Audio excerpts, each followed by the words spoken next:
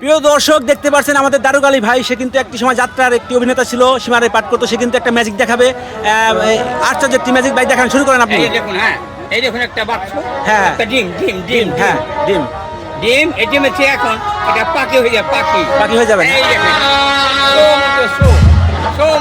এটা পাখি হয়ে যায়। আরে বাবা, আশ্চর্য জিনিস দেখতে পাচ্ছেন ভিউয়ার, এটা কিন্তু সত্যি একটা অসাধারণ বিষয় দেখতে পারলাম। এই ডিম থেকে পাখি হয়ে গেল। আবার দেখুন, আবার ডিম হয়ে যাবে, সমস্ত ছোটা ডিম হয়ে যাবে।